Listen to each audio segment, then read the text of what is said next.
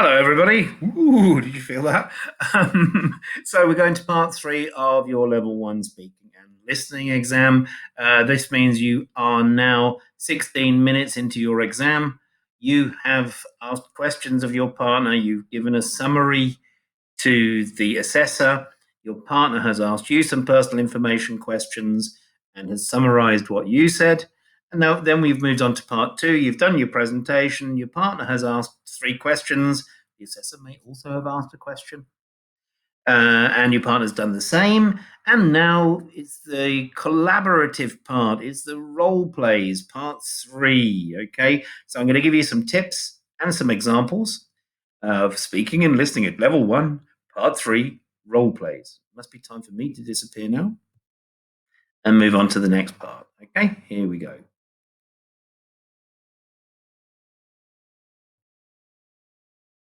So, formal role plays. Yeah, there are 2 kinds of role plays. The formal ones where you're in a shop or you're at a public building, like, for example, with the council. And then the informal ones where you're just talking to a friend or a neighbor. Okay. For example, you're in a mobile phone shop. These are the instructions from the assessor. You don't see them, they just tell you them. And then you start immediately. Okay. So, A, you are the customer, and B, you are the shop assistant. A, you bought a mobile phone last week, but it's broken. You want to complain and get a replacement. B, you want to persuade the customer to buy a more expensive one. And you need to agree on a plan of action.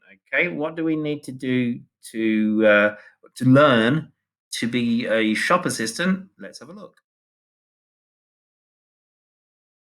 So, here's a whole conversation. Good morning, madam. How can I help you? Okay. If your partner is a man, then it's good morning, sir. How can I help you? That's what we also call teachers, don't we? We say sir and miss.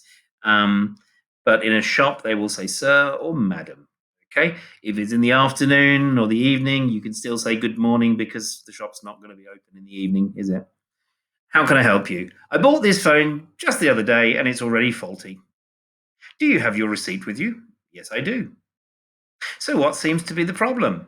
Now, this is a really good thing. So, what seems to be the problem? We don't say what is the problem, and you say, well, actually, I think one of the electrodes has been soldered wrongly.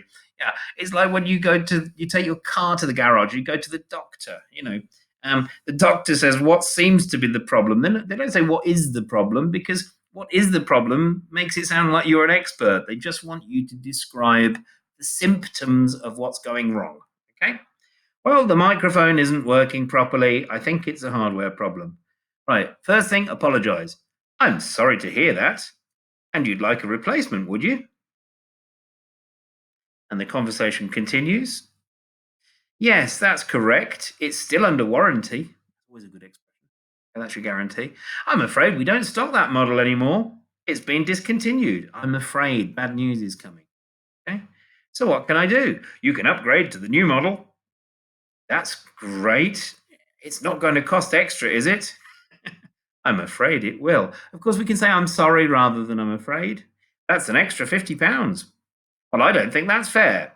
I would rather just have a refund and look for a new phone elsewhere. Yeah, ask for a refund, ask for your money back. I could speak to my manager and see about a discount. We do have some special offers. Yeah, a good thing to do is disagree at the beginning, but don't disagree so much that you can't agree, because one of the things you need to do here is to agree on a course of action. So you can always say that you need to speak to your manager. What do you propose to do? What do you suggest? What's your plan? That kind of thing. How about, now we're making an offer, how about we give you the new phone for only £25 extra? That's still more than I paid before. Yes, but this is a top of the range model. Well, if it won't break down, I will think about it and come back tomorrow. Always a good answer. You've got to come back tomorrow. You don't need to actually come to a decision together now. Okay, please ask for the manager. His name is Mr. Tobit. I will do. Goodbye. Okay, thank you. Goodbye. So we need some formal expressions to do a little role play together. Okay.